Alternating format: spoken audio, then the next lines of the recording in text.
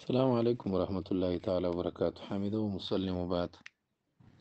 یو محترم ورور پوښتنه کړې ده چې یاره یو زنانه د هغې حمل دی او د یوې میاشتې دی او د دې بل وړوکی بچی هم شته دی،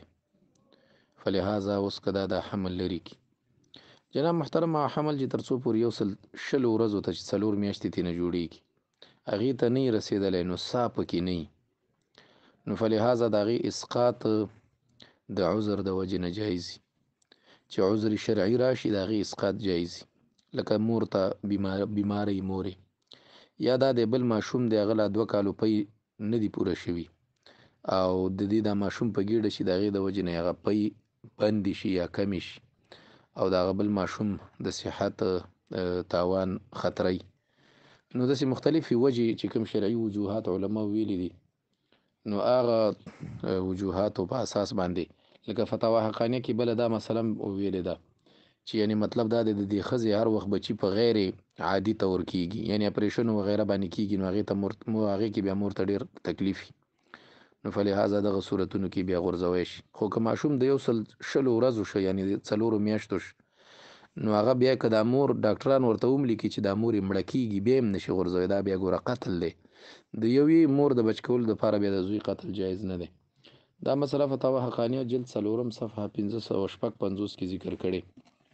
دی، باقاعده ته ورسره لیکي وایي چې کله حمل د 4 میاشتو نه شوی نه وي د هغې نه مخکې د هغه اعذارو معتبره او فی الشرع کې چې شریعت کې معتبر دي د هغې د وجې نه اسقاط د دې حمل جایز دی. نو دا خو دی وایي چې 1 میاشتې دی نو 4 میاشتو ته نه دی رسېدلی، نو بالکل دا عذر شرعي ته ورسره کوي. که شرعي عذر وي نو دا ماشوم لرې کوی شي. نو هغه شرعي عذرونو کې ډېرې وجې لیکلي، یو پکې همدغه دی دا تاسو چې بیانه کړې ده چې دې سره بل وړوکی ماشوم شته، نو دی لیکي دا اعذار معتبره جیسے ظهور حمل کے بعد دودھ منقطع ہو جائے اور خاوند دائیا رکھنے کی طاقت نہ رکھتا ہو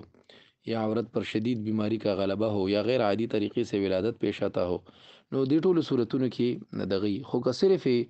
بلا عذر غورځوي نو بیا باقاعده طور سره په دې کې د فتاوا شامي عبارت دی چې په دې باندې دا ښځه ګوره ګناهګاریږي. نو صرف د شوق د وجې نه که دا ماشوم غورځوي نو بیا صحیح خبره نه ده، که د عذر د وجې نه غورځوي بالکل بیا صحیح ده. نو دا دقرنګې په دې باندې باقاعده تو فتاوا شامي عبارت هم را نقل کړی. قال فی الهندیة امرأة مرضعة ظهر بها حبل وانقطع لبنها وتخاف على ولدها الهلاك وليس لأبي هذا الولد ساعة حتى يستاجر الزئر يباح لها ان تعالج في استنزال الدم، وإلا د ماشوم غورځولی شي. د فتاوا هندي حواله پر نقل کړي د الباب الثامن عشر فی التداوی المعالجات. دا قرنګ دا مسله امداد الفتاوا کې مولانا اشرف علي تنویر رحمه الله را نقل کړي. دلته موږ سره جلد 4 د صفحه 203 د احکام متعلقه علاج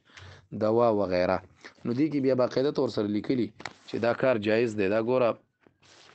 ښه نو د عبارت پر نقل کړي د خلاصه د خبره دا چې دا کار جایز دی خو د عذر شرعي د وجې نه. السلام علیکم ورحمت